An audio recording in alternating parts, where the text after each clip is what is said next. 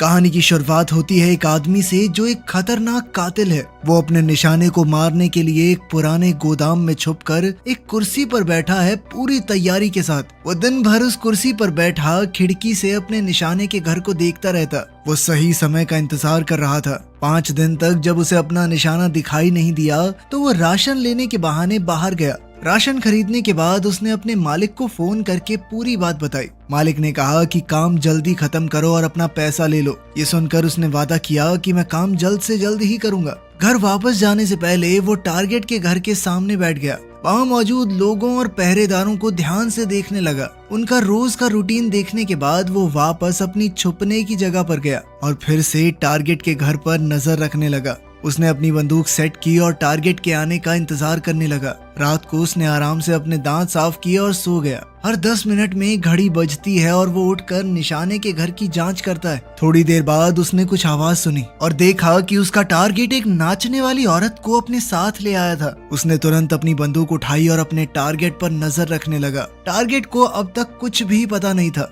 वो औरत उसके सामने नाचने लगी। कातिल ने सोचा कि जैसे ही उसका टारगेट सोफे पर बैठेगा वो गोली चला देगा, पर जैसे ही उसने गोली चलाई नाचने वाली वो औरत अचानक से टारगेट के सामने आ गई और गोली उसे लग गई। वो वहीं मारी गई। उसने फिर से गोली चलाने की कोशिश की लेकिन पहरेदारों ने खिड़की बंद कर दी थी और उसका निशाना चूक गया था। अपना ये मिशन फेल होता देख उसने तुरंत बंदूक को बोरी में रखा, पूरी जगह की साफ सफाई की और भाग गया। फिर अपने एक इलेक्ट्रिक स्कूटर पर बैठकर वो वहाँ से निकल गया। पुलिस को गुमराह करने के लिए उसने रास्ते में कुछ सामान फेंक दिया और फिर दूर निकल गया। कुछ दूर जाकर उसने वो इलेक्ट्रिक स्कूटर भी छोड़ दिया और अब पैदल चलने लगा। चलते चलते उसने अपना हेलमेट भी नदी में फेंक दिया और जल्दी से एक राशन की दुकान के बाथरूम में गया। वहाँ उसने अपना चेहरा साफ किया, दाढ़ी काटी, कपड़े बदले और फिर पूरे बाथरूम को साफ कर दिया ताकि कोई निशान न रहे। फिर उसने एक गाड़ी बुलाई और सीधा एयरपोर्ट चला गया। एयरपोर्ट पर पहुंचकर उसने बंदूक को कचरे के डब्बे में डाल दिया और हवाई जहाज की टिकट लेने के लिए लाइन में लग गया।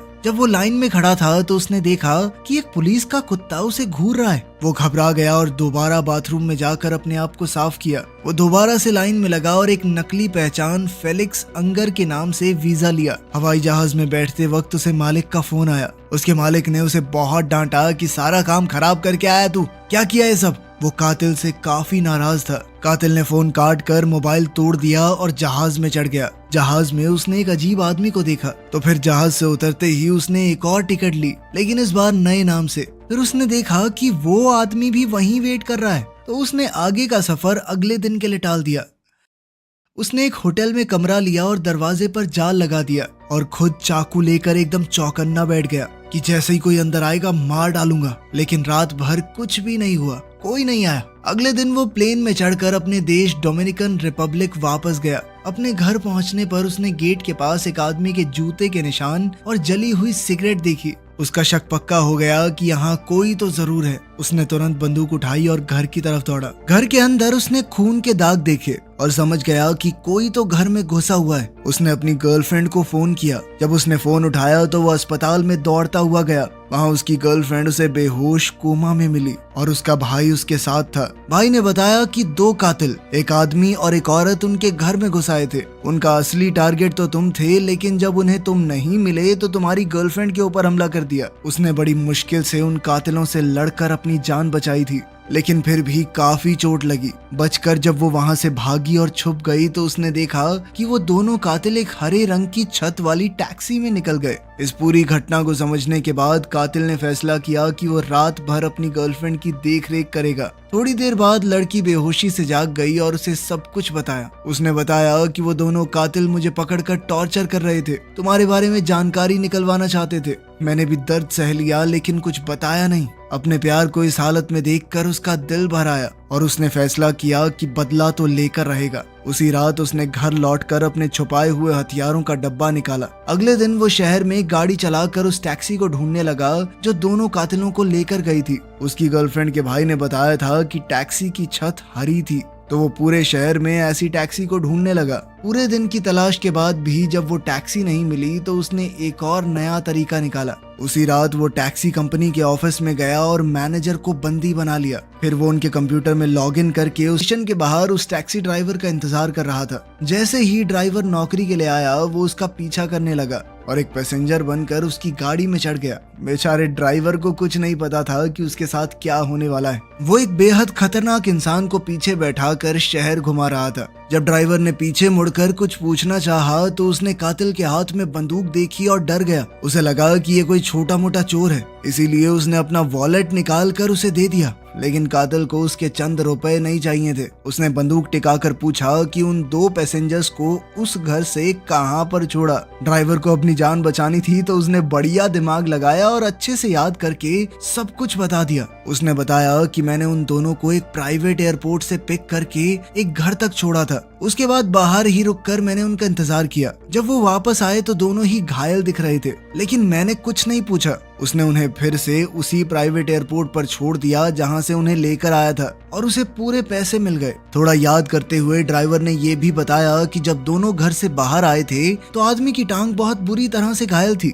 लेकिन मैंने कुछ पूछा नहीं कि बड़े लोग लग रहे हैं, एयरपोर्ट से आना जाना है। सर मुझे मत मारना, मैंने उन्हें बस एयरपोर्ट तक छोड़ा था, मेरी कोई गलती थोड़ी है। इसके बाद कातिल ने कहा कि मुझे एक सुनसान जगह पर ले चलो। ड्राइवर ने कहा कि आपको जो भी पूछना है मैं बताने को तैयार हूँ, मुझे मारना मत। लेकिन अचानक कातिल ने उसे मार दिया और वहाँ से निकल गया। इसके बाद कातिल ने अपनी एक और नई पहचान बनाई, जिसकी मदद से वो हवाई जहाज की टिकट लेकर न्यू ऑरलीन्स चला गया ताकि वो उन दोनों कातिलों को ढूंढ सके जिन्होंने उसकी गर्लफ्रेंड को चोट पहुंचाई है। न्यू ऑरलीन्स पहुंचकर उसने एक बस किराए पर ली और खुफिया स्टोरेज यूनिट तक जाकर कुछ बंदूक और नया आइडेंटिफिकेशन कार्ड निकाल लिया। फिर उसने बस की नंबर प्लेट बदल दी और एक सफाई कंपनी के पास जाकर सफाई कर्मचारी बन के काम करने लगा। उस कंपनी में रजिस्टर करने के बाद उसे कुछ सामान दिया गया। कंपनी से वो सामान लेकर वो अपने मालिक की कंपनी के सामने पहुंच गया और सोचा कि अंदर घुसने के लिए सफाई करने का बहाना परफेक्ट रहेगा। जब वो बाहर खड़ा था तो उसे पता चला कि अंदर जाने के लिए एक पास चाहिए,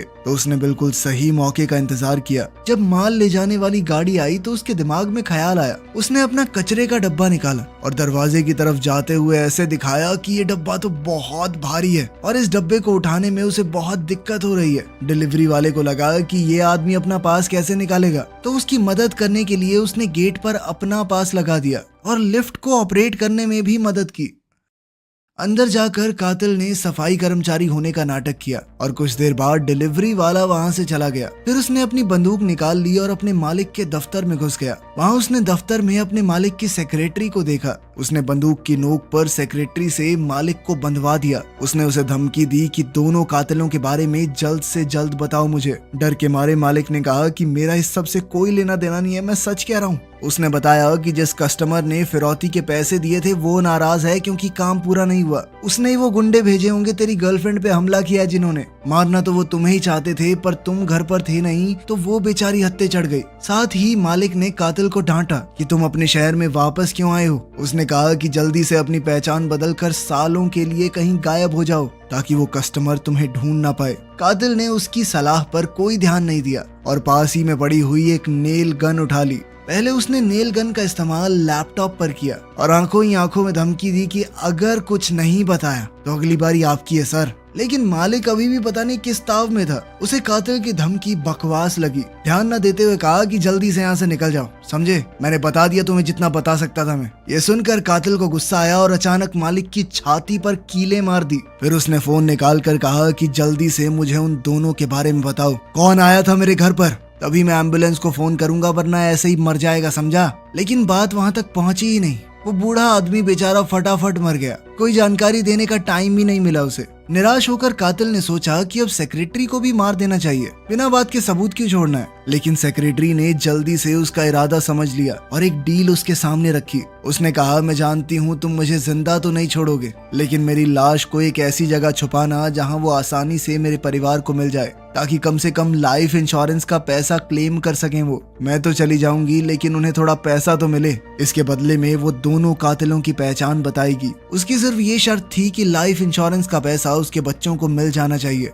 अगर वो उसे मार कर इस घटना को हादसा दिखा दे तो पैसे आसानी से मिल जाएंगे। कातिल इस बात से राजी हो गया, उसकी रस्सियां खोल दी और उसे फिलहाल के लिए छोड़ दिया। फिर उसने मालिक की लाश को लपेटकर अपने कचरे के डब्बे में डाल दिया। ऑफिस साफ करने के बाद वो सेक्रेटरी के पीछे पीछे चल पड़ा। जब वो उसके घर जा रहे थे तो सेक्रेटरी ने अपनी जान की भीख मांगनी शुरू कर दी। उसने कहा कि तुम जो कहोगे मैं करूंगी, प्लीज मेरी जान बख्श दो। पर कातिल ने उसकी बात पर ध्यान नहीं दिया।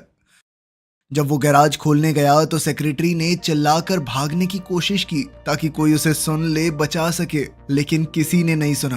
कातिल ने बड़ी आसानी से उसका गैराज खोला और गाड़ी अंदर ले गया। अंदर जाकर सेक्रेटरी ने उसे उन 2 कातिलों के बारे में बताया और एक पोस्ट कार्ड दिखाया जिसमें लिखा है कि किसने उसकी मौत का ऑर्डर दिया था। जरूरी जानकारी मिलने के बाद उसने औरत की गर्दन तोड़ दी और सीढ़ियों से नीचे धक्का दे दिया ताकि लोगों को लगे कि उसकी मौत एक एक्सीडेंट है और उसके बच्चों को इंश्योरेंस के पैसे मिल जाएं। इसके बाद वो स्टोरेज यूनिट में गया और अपने हैंडलर की लाश जला दी। फिर उसने एक ब्रिज पर जाकर बची खुची राख को हवा में उड़ा दिया। किसी को उस पर बिल्कुल भी शक नहीं हुआ। उस रात उसने बस को अच्छी तरह से साफ किया, वो नकली नंबर प्लेट फेंक दी और फिर अगले दिन बस रेंटल कंपनी को वापस कर दी। फिर वो सीधा फ्लोरिडा गया उन 2 कातिलों को ढूंढने के लिए जिन्होंने उसकी गर्लफ्रेंड को टॉर्चर किया था। वहां जाकर उसने सोचा कि पहले उस आदमी कातिल को ढूंढता हूँ, बाद में उस औरत की बारी। उसने ध्यान से मेल किलर का घर देखा जहाँ कुछ आदमी एक कुत्ते के साथ खेल रहे थे। उनमें से एक आदमी को उसने पहचान लिया क्योंकि वो थोड़ा लंगड़ा रहा था। उसने पूरा दिन घर के बाहर सही वक्त का इंतजार किया। शाम को उसने देखा कि वो लोग कसीनो जा रहे हैं तो वो उनके पीछे गया और उन्हें देखता रहा। फिर वो रात में वापस किलर के घर आया, लगभग 12 बजे। इस वक्त कातिल अकेला घर पर आया। जैसे ही वो अंदर गया बदले का प्लान शुरू हो गया, लेकिन कुत्ता अचानक उसे देखकर भौंकने लगा। उसने कुत्ते को कुछ खाने को दिया जिसके अंदर नशीली दवाई थी ताकि कुत्ता सो जाए। कुत्ते के सोने के बाद वो घर के अंदर घुस गया और अचानक से किलर ने उस पर हमला कर दिया। उस किलर ने भी पहले से अंदाजा लगा लिया था कि वो बदला लेने जरूर आएगा। दोनों में जबरदस्त लड़ाई हुई। दोनों एक के बाद एक दूसरे पर वार करते जा रहे थे, लेकिन आखिर में जब कातिल उस आदमी पर भारी पड़ने लगा तो ये देखकर उसने बंदूक निकाल ली। लेकिन हमारा कातिल एक कमरे में छुप गया। उसने कमरे से चिल्लाकर कहा कि जॉन, मैं तुम्हारा असली नाम जानता हूँ, आ जाओ, मार दो मुझे, कर दो सारे सबूत खत्म। जॉन ने भी उसका चेहरा देख लिया था तो वो कमरे की तरफ बढ़ा और कातिल ने बड़ी चालाकी से बंदूक उठाई और दरवाजे के आर पार गोली चला दी, जिसके बाद जॉन मारा गया। गोली की आवाज सुनकर कुत्ता जाग उठा और अपने मालिक को बचाने के लिए भागा, लेकिन कातिल तब तक घर से निकल गया था और कुत्ते को उसने गैराज में ही बंद कर दिया। उसने एक पेट्रोल बम जलाकर घर की तरफ फेंक दिया, जिससे पूरे घर में आग लग गई और बहुत बड़ा धमाका हुआ। इसके बाद वो टेरेसा नाम की उस औरत के पीछे गया जिसका उसकी गर्लफ्रेंड को टॉर्चर करने में हिस्सा था। जल्द ही वो एक झूठी पहचान के साथ फ्लाइट पकड़कर न्यूयॉर्क पहुंच गया। वहां जाते ही उसने एक गाड़ी रेंट की और टेरेसा के घर तक गया। उसने पूरा दिन बाहर इंतजार किया सही वक्त के लिए।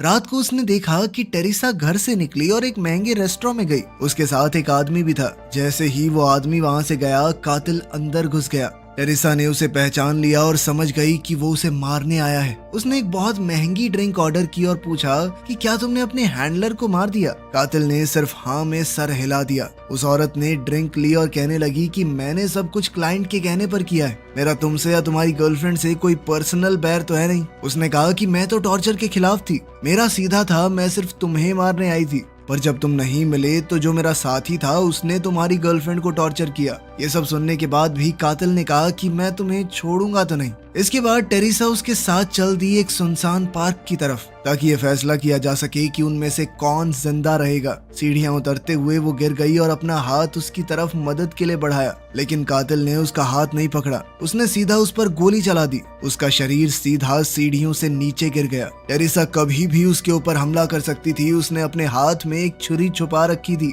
खैर, कातिल ने तुरंत पार्क छोड़कर शिकागो की फ्लाइट पकड़ी ताकि अब वो उस क्लाइंट को मार सके जिसने ये सब करने का ऑर्डर दिया था। उस आदमी के बारे में थोड़ी रिसर्च करके उसे पता चला कि वो तो बहुत अमीर है, इसीलिए उसे मारना थोड़ा मुश्किल होगा। इसीलिए वो उस आदमी के घर के बाहर इंतजार करने लगा, उसकी हरकतों पर नजर रखने के लिए। जब वो आदमी गैराज से गाड़ी लेकर निकल गया तो कातिल ने ऐसा दिखाया मानो वो सड़क पर एक आम आदमी की तरह घूम रहा है और मौका देखकर फट से गैराज में घुसने की कोशिश की, लेकिन तभी उसने देखा कि घर का दरवाजा तो बंद है। तो उसने ताले की फोटो ले ली और तुरंत इस बात पर रिसर्च करने लगा कि इस ताले को कैसे खोला जाए।